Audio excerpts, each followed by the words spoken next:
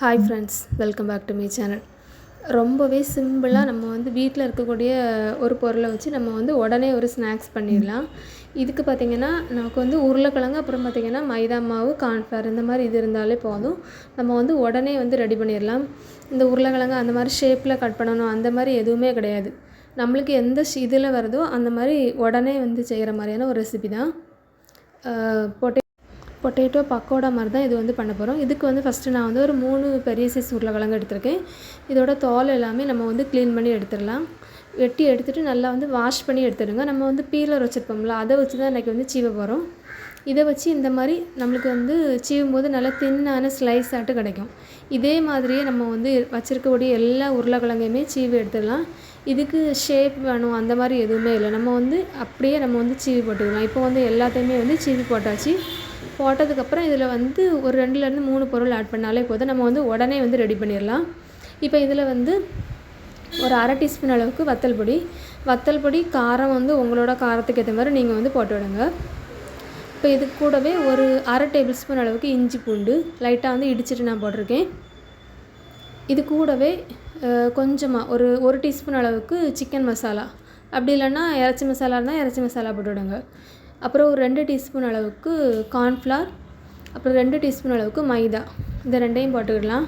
உங்கள்கிட்ட வந்து மைதா மாவு இல்லாட்டு 2 டீஸ்பூன் அளவுக்கு அரிசி மாவு கூட இதில் வந்து ஆட் பண்ணிக்கிடலாம்.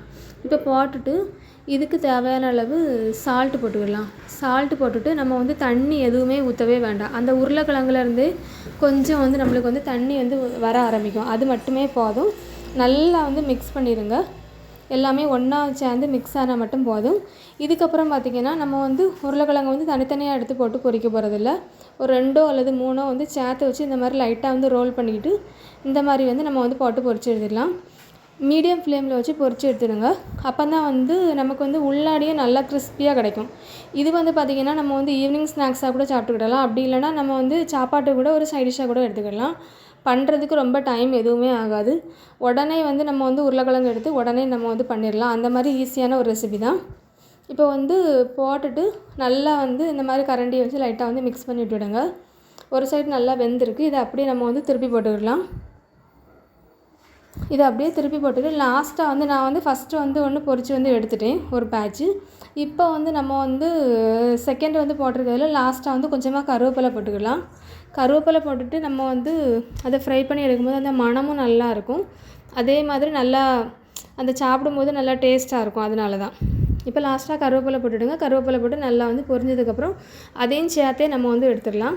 இன்ஸ்டண்ட்டாக ஒரு ஸ்நாக்ஸ் பண்ணணும்னா இந்த மாதிரி ட்ரை பண்ணி பாருங்கள். ரொம்பவே ஈஸியாக வந்து பண்ணிடலாம். இந்த வீடியோ உங்களுக்கு பிடிச்சிருந்துச்சுன்னா லைக் பண்ணுங்கள், ஷேர் பண்ணுங்கள், கமெண்ட் பண்ணுங்கள், சப்ஸ்கிரைப் பண்ணுங்கள். தேங்க்ஸ் ஃபார் வாட்சிங்.